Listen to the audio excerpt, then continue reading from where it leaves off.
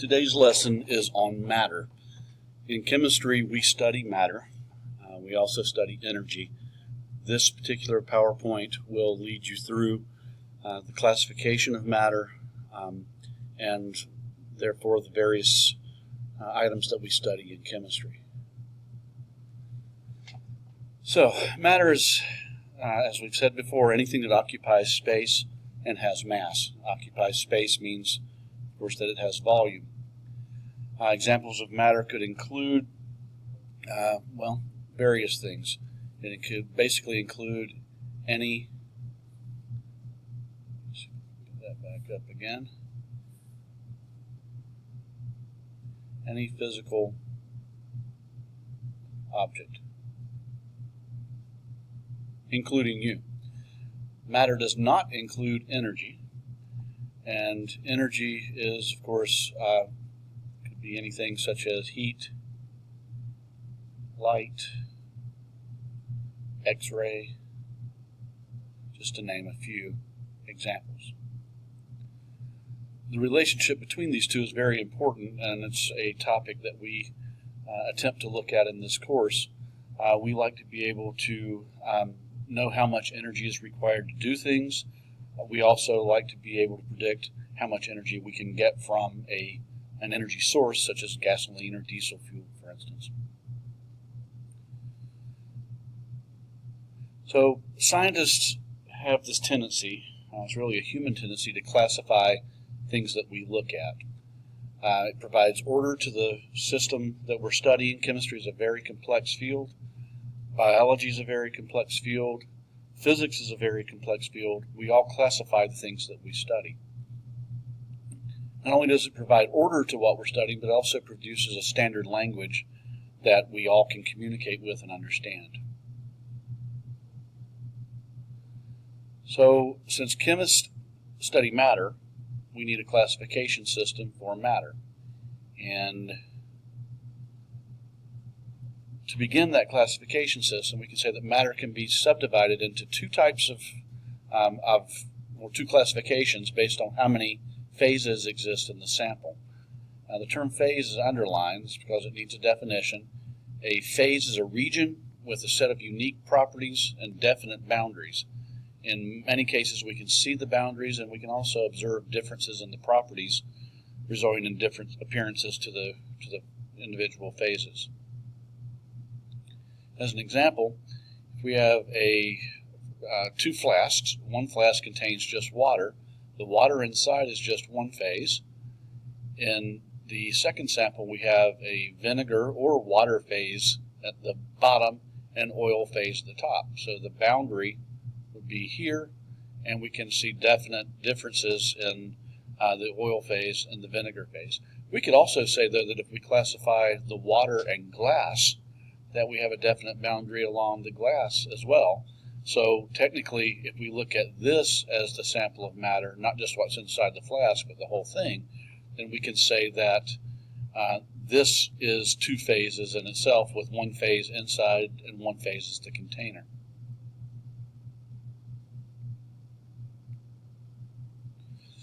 So, either we have one phase or we have more than one phase. More than one phase doesn't always mean two phases like the last diagram. It could be many more.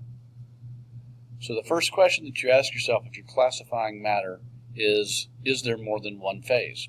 And of course, that's a yes or no answer. We can have more than one phase, or we can have one phase. So as we do this, when we do our classification, matter can be classified into either a one-phase sample or multiple phases.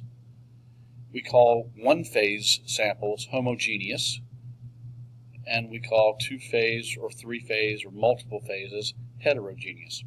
So we say that matter is either homogeneous matter or heterogeneous matter. The next question that you ask is, can the sample of homogeneous matter be separated into parts by physical means? In other words, can we, if we've got homogeneous matter is made of something, can we separate those somethings into individual parts by some sort of physical process? Physical means we're not going to change what it is. And again, there are two possible answers, either yes or no. So looking at our two answers, if we say no to that question, can it be separated? No, then we have what we would call a pure substance.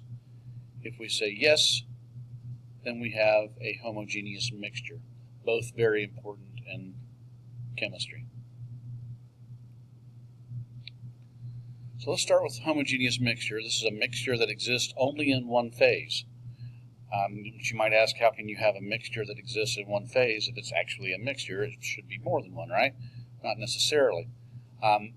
Homogeneous mixtures are also known as solutions. These two terms, this one and this one, are synonyms of one another. And anytime we can substitute either name, we can say a homogeneous mixture is a solution and vice versa. The solutions always have two parts, at least two parts.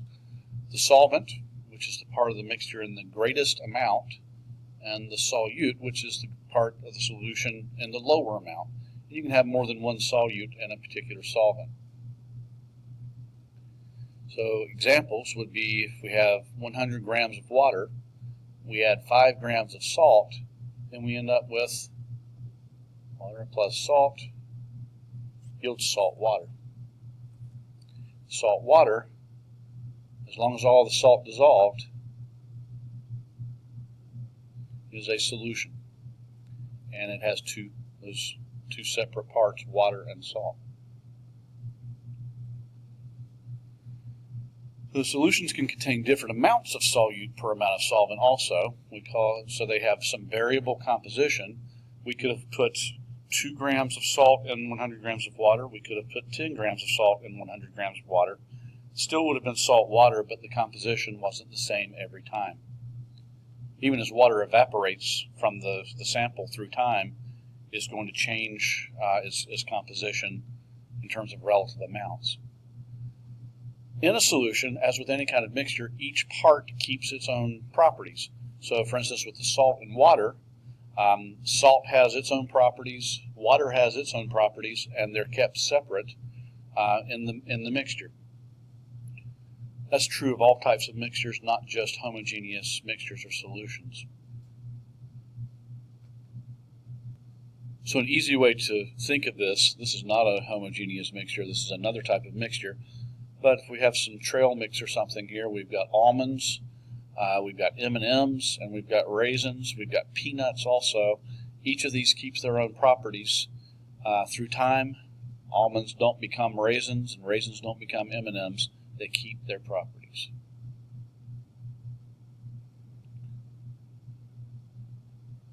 So examples of solutions would include something like tea, especially tea that, for instance, bottled tea, for example. If you buy a bottle of Lipton green tea, which this is green tea, if you buy a bottle of Lipton green tea, it's been filtered and so forth, there should be no particles within it or no sediments that settle to the bottom. We also have salt water, we've already mentioned that one, and gasoline's another example, common example of a solution that we deal with on an everyday basis.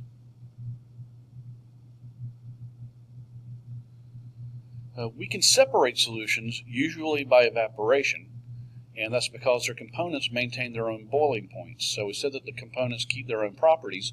One of those properties would be boiling point. So salt water, for example, salt has a very high boiling point. Water has a boiling point of 100 Celsius. So the end result is that if we heat the solution up, water is going to boil well before the salt, and the end result is that the water will evaporate. So as an example here, this is a salt mine. This is actually ocean water that's being evaporated in pools, and then the salt is actually being being scraped up after the water is evaporated from these shallow pools. That's not the way most salt is mined, by the way. Most of it worldwide is probably from underground. All right, so homogeneous matter. Can it be separated? No and yes are our two answers. We've dealt with this side so far. Now let's go to the no side. On that side we have pure substances. And the pure substances can be of two different types as well, elements and compounds. First, with elements. Elements are, by definition, made of one kind of particle known as atoms. They cannot be broken down into anything simpler, and keep their properties. We should add that, and retain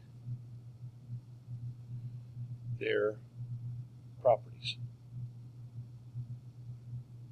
That doesn't mean that elements can't be broken down into something simpler, but those simpler particles have their own unique properties. So the elements are classified. They have their own classification system, and we call that classification system the periodic table. Elements are represented by chemical symbols, usually either one to two letters. First is always capitalized. Second is not, if there is a second. See an example of a periodic table with element 1 here through 118 down below. That is the current periodic table, although these out here have been named at this point, and they're not named here, by their formal name at least.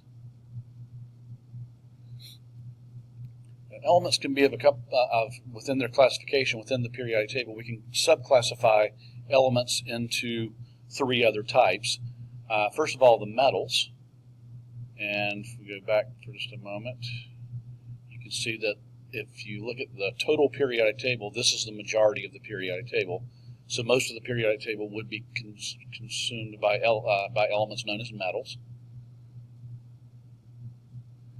Examples of metals would include chromium, iron, aluminum. And elements have metals have certain properties. We're going to talk about those properties later, but just some examples of things that you've probably heard before. They're good conductors. They're shiny or lustrous. They can be hammered into thin sheets, which is known as malleable. And they can also be stretched without breaking. That's known as ductility, or they are ductile.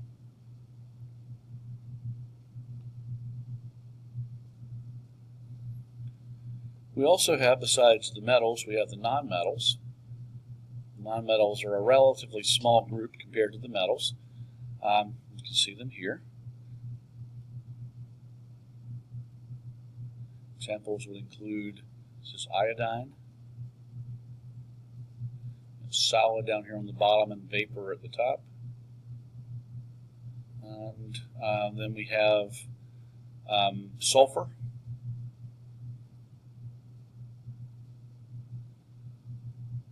And this would be silicon.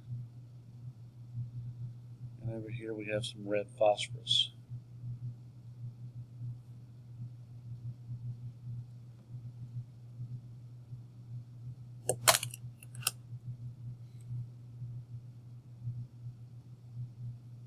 And go back a slide here. Talking about properties of the metals, we can say with the nonmetals, opposite properties of metals. So they're poor conductors, they're not malleable, they're not ductile, and they're not lustrous, to mention a few. Then we have a third classification of elements, the metalloids. Metalloids include this thin band, very often shown with a staircase, sort of separating a thick line, separating these elements from the others, that would actually run down through here. And